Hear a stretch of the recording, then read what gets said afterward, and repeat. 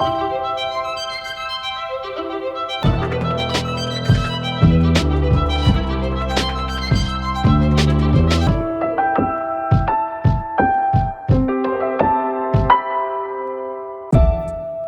conversation about the White House really has to start with why this space, why this building actually exists.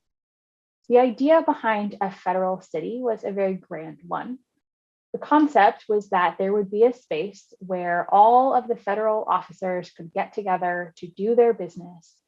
The space would be designed to reflect Republican virtues, and this is, of course, little r Republican virtues. The architecture would be chosen to remind people of Greek and Roman values and the history that the Republic was trying to live up to. And hopefully, it would become a center of culture, economics, trade, industry, and would be someplace that would inspire respect and awe from both domestic and foreign visitors. So from the very beginning, the very first officers knew that a federal city had to exist. The Constitution included a clause that permitted Congress to create a federal city, not more than 10 by 10 square miles. But it left the ultimate location up to the first Congress, like, frankly, so many details in the Constitution. But this was actually a little bit more contentious than maybe it would sound.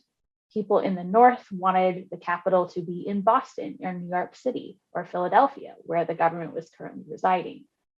People in the South wanted something closer to home, maybe like Charleston or Baltimore. And then there was a disagreement about whether or not the capital would be East or West. Everyone knew that the country was starting to expand, so maybe something like Germantown, Pennsylvania, made more sense than Philadelphia, because it would reflect the westward movement of the American people. So as Congress debated these issues, they of course were discussing other legislations as well, including Alexander Hamilton's financial legislation to assume debts from the Revolution, to create a national bank, and he was having some trouble getting support for those measures. So he made a compromise with James Madison, which has been captured famously in the Hamilton musical In the Room Where It Happened song, in which he agreed to throw support behind Madison's desired location, and Madison would get him enough votes for his financial legislation. That indeed happened, and the Residence Act was passed on July 16, 1790, and it stated that the federal city would be on the banks of the Potomac, and then left the very specific location up to President Washington to pick. Well, perhaps unsurprisingly, he picked the very most eastern spot, which happened to be close enough to Mount Vernon so that he could easily visit. But it also incorporated the ports of Alexandria and Georgetown, which were existing spaces of industry and trade, which made sense if you were trying to build a city from scratch.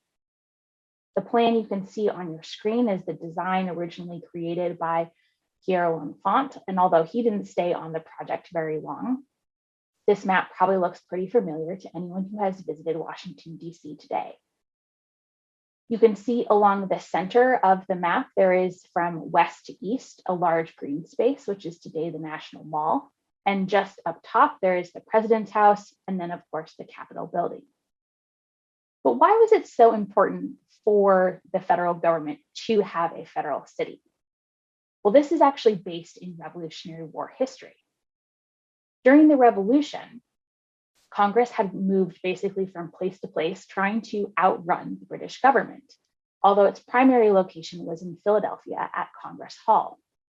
In this hall, the Senate met on the second floor, and the House of Representatives at the time met on the first floor. However, in 1780, at this point, the war had been taking place for several years. Many of the soldiers and officers that had served in the Continental Army were owed months, if not years, of back pay. And they were a little bit concerned that they were never going to get those IOUs fully paid up.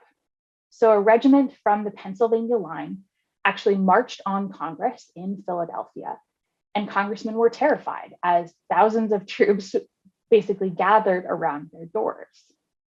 They sent a message to the Pennsylvania state officials, begged for their assistance, pleaded with them to send out the state militia to protect them, and Pennsylvania remained silent. When George Washington learned of this sort of mini coup, he immediately sent reinforcements and he gathered back the troops that had this mutiny. He enforced discipline, and Congress was able to flee. But many congressmen never forgot that their fears, their concerns that this might happen again. And they wanted to make sure there was a federal city such that the federal government could ensure its own protection. They wanted the federal government to be responsible for its own defense and to be free from maybe unnecessarily influenced by any of the states that served as their host. So that's why Washington, D.C., or the federal government, the federal city, had to be created. But that process was a little bit more complicated than it sounds, because at the time, the area, what is now Washington, D.C., was basically farmland. There were indeed farms. It wasn't just swamps. And there were lots of families that had their homes and made their livings in this area. But as you can see from this picture, it wasn't particularly well developed. So it wasn't like they were taking a city and making it into something new. Well, in order to create the two most important federal buildings, the President's House and the US Capitol, the commissioners of the new city had to come up with tons and tons of labor because everything had to be built from scratch. Bricks had to be made, stones had to be cut and hauled, trees had to be cut down and cleared, which is actually a much more complicated endeavor than it sounds. Foundations had to be dug, roads had to be made through the cornfields. As a little bit of a side note, when the city was just getting started, President Washington actually sent a letter to one of the farmers asking him to please stop planting corn in Pennsylvania Avenue because they were trying to actually create a road out of it, which I think is absolutely hilarious and sort of shows the challenges that they were up against. The commissioners needed both skilled labor, like stonemasons and master brickworkers and master carpenters, but also a great deal of unskilled labor, basically just sort of the hands on deck that they needed to move things, dig holes, put things in the right place. And because there was no big city with a lot of unemployed workers, they had to find them from somewhere. So the commissioners hired out enslaved individuals from a lot of the families in Southern Maryland and Northern Virginia. This was very common practice in places like Philadelphia or New York City, where perhaps some of the more elite families had extra enslaved people and didn't really know what to do with their time or labor. They would hire out those individuals to others who did need the service. And crucially, the owners would get the pay, not the people actually doing the labor. So the commissioners hired at least 200 enslaved individuals. It's possible there were many more. The records aren't fantastic, and because most of these workers were illiterate, we really have to rely basically on the receipts for payment to know who was where. Many of these individuals actually went back and forth between the President's House location and the Capitol location because those two building sites were taking place at the same time and employed many of the same master workers to oversee the plans. So on any given day, depending on what the needs of that site were, these people might be working at the Capitol or they might be working at the President's House. Now, an unskilled laborer at the time was paid 31 cents a day, or their owner was paid 31 cents a day, and a skilled laborer was paid $1.34 a day. Most of the enslaved people who were laboring at these sites were in the unskilled category, although people like James Hoban, who was, of course, the architect and the designer of the White House, owned several enslaved individuals himself who he had trained as skilled craftsmen, and he actually brought them to the site. So this process began just after the Residence Act was passed in 1790, and the house was supposed to be ready by November of 1800 when John Adams, who was the second president of the United States, moved into the home. At the time, John Adams and Abigail Adams had lived in New York City as vice president and then in Philadelphia as vice president. But this was the first time that they had lived in an official capacity in a Southern state. And Washington, D.C. was very much a Southern state. Both Maryland and Virginia had bustling domestic and international slave trades.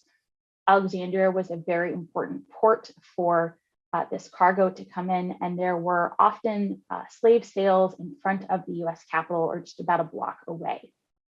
People would have been transported through the streets in slave coffles like this one, and it was very much something that John and Abigail noted.